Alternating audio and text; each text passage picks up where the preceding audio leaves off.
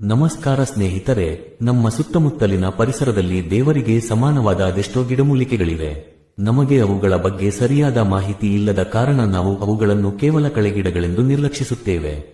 ಆದರೆ ಪ್ರಕೃತಿ ನೀಡಿರುವ ಈ ಸಂಪತ್ತನ್ನು ನಾವು ಸರಿಯಾಗಿ ಬಳಸಿಕೊಂಡರೆ ಅದೆಷ್ಟೋ ಕಾಯಿಲೆಗಳಿಂದ ದೂರವಿರಬಹುದು.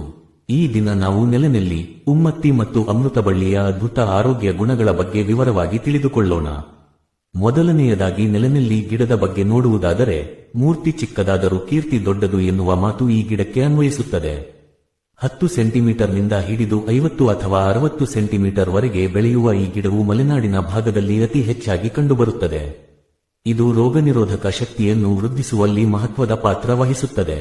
ಬದಲಾಗುತ್ತಿರುವ ಹವಾಮಾನದಿಂದಾಗಿ ಕಾಡುವ ಜ್ವರ, ಶೀತ ಮತ್ತು ನೆಗಡಿಗೆ ಇದು ಅತ್ಯುತ್ತಮ ಮನೆಮದ್ದಾಗಿದೆ. ನೆಲನೆಲ್ಲಿ ಗಿಡವನ್ನು ಚೆನ್ನಾಗಿ ತೊಳೆದು 4 ಲೋಟ ನೀರಿಗೆ ಹಾಕಿ ಅದು ಅರ್ಧದಷ್ಟಾಗುವವರೆಗೆ ಕುದಿಸಿ, ನಂತರ ಸ್ವಲ್ಪ ಬೆಲ್ಲದೊಂದಿಗೆ ಕಷಾಯದಂತೆ ಸೇವಿಸಿದರೆ ಜ್ವರ ಬೇಗನೆ ಕಡಿಮೆಯಾಗುತ್ತದೆ. ವಿಶೇಷವಾಗಿ ಲಿವರ್ ಅಥವಾ ಯಕೃತ್ತಿನ ಆರೋಗ್ಯಕ್ಕೆ ನೆಲನೆಲ್ಲಿ ರಾಮಬಾಣವಾಗಿದೆ. ಮದ್ಯಪಾನ ಮಾಡಿ ಲಿವರ್ ಹಾನಿಗೊಳಗಾದವರಿಗೆ ಇದು ಮರುಜೀವ ನೀಡಬಲ್ಲದು.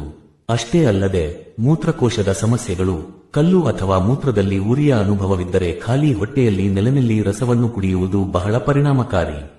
ಮಧುಮೇಹಿಗಳಲ್ಲಿ ಇನ್ಸುಲಿನ್ ಮಟ್ಟವನ್ನು ಸಮತೋಲನದಲ್ಲಿಡಲು ಈ ಗಿಡ ಸಹಕಾರಿಯಾಗಿದೆ. ಮುರಿದ ಮೂಳೆಗಳನ್ನು ಕೂಡಿಸಲು ಅಥವಾ ಹಳೆಯ ಗಾಯಗಳನ್ನು ಮಾಯಿಸಲು ಕೂಡ ಇದನ್ನು ಬಳಸಲಾಗುತ್ತದೆ.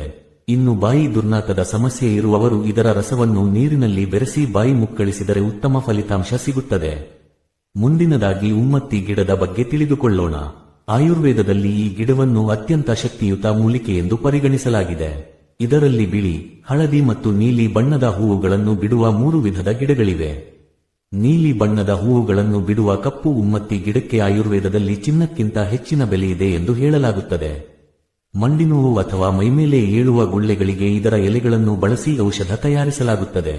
ಬಾಣಂತಿಯರಲ್ಲಿ ಎದೆಹಾಲು ಗಡ್ಡೆ ಕಟ್ಟಿದಾಗ ಎಲೆಗಳಿಗೆ ಎಳ್ಳೆಣ್ಣೆ ಹಚ್ಚಿ ಬಿಸಿ ಮಾಡಿ ನೋವಿರುವ ಕಡೆ ಇಟ್ಟರೆ ಗಡ್ಡೆ ಕರಗುತ್ತದೆ.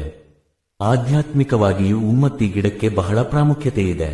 ಈ ಹೂವುಗಳಿಂದ ಶಿವನನ್ನು ಪೂಜಿಸಿದರೆ ಬಹಳ ಶ್ರೇಯಸ್ಕರವೆಂದು ಶಿವಪುರಾಣದಲ್ಲಿ ಉಲ್ಲೇಖಿಸಲಾಗಿದೆ.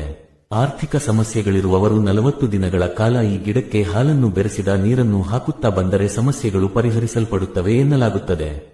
ಆದರೆ ಒಂದು ವಿಷಯವನ್ನು ನೆನಪಿನಲ್ಲಿಡಬೇಕು, ಉಮ್ಮತ್ತಿ ಗಿಡವು ಅತ್ಯಂತ ವಿಷಕಾರಿಯಾಗಿದ್ದು, ಇದನ್ನು ಯಾವುದೇ ಕಾರಣಕ್ಕೂ ನೇರವಾಗಿ ಬಾಯಿಯ ಮೂಲಕ ಸೇವಿಸಬಾರದು. ಕೇವಲ ಹೊರಗಿನ ಚಿಕಿತ್ಸೆಗಳಿಗೆ ಮಾತ್ರ ಇದನ್ನು ಬಳಸಬೇಕು. ಅಕಸ್ಮಾತ್ತಾಗಿ ಇದರ ವಿಷ ದೇಹದೊಳಗೆ ಸೇರಿದರೆ ಅದಕ್ಕೆ ಅತ್ತಿ ಗಿಡದ ಎಲೆಯ ರಸವನ್ನು ಪ್ರತಿವಿಷವಾಗಿ ಬಳಸಲಾಗುತ್ತದೆ. ಮಕ್ಕಳು ಈ ಗಿಡದಿಂದ ದೂರವಿರುವಂತೆ ನೋಡಿಕೊಳ್ಳುವುದು ಬಹಳ ಮುಖ್ಯ. ಕೊನೆಯದಾಗಿ ಅಮೃತಬಳ್ಳಿಯ ಮಹತ್ವವನ್ನು ಅರಿಯೋಣ. ಸಂಸ್ಕೃತದಲ್ಲಿ ಇದನ್ನು ಗುಡುಚಿ ಎನ್ನಲಾಗುತ್ತದೆ, ಅಂದರೆ ರೋಗಗಳಿಂದ ರಕ್ಷಿಸುವವಳು ಎಂದರ್ಥ. ಇದು ಎಂದಿಗೂ ಒಣಗದ ಬಳ್ಳಿಯಾದ್ದರಿಂದ ಇದಕ್ಕೆ ಅಮೃತಬಳ್ಳಿ ಎಂಬ ಹೆಸರು ಬಂದಿದೆ. ಹೃದಯಾಕಾರದ ಎಲೆಗಳನ್ನು ಹೊಂದಿರುವ ಈ ಬಳ್ಳಿಯು ರಕ್ತವನ್ನು ಶುದ್ಧೀಕರಿಸಿ ಬ್ಯಾಕ್ಟೀರಿಯಾಗಳ ವಿರುದ್ಧ ಹೋರಾಡುವ ಶಕ್ತಿ ನೀಡುತ್ತದೆ.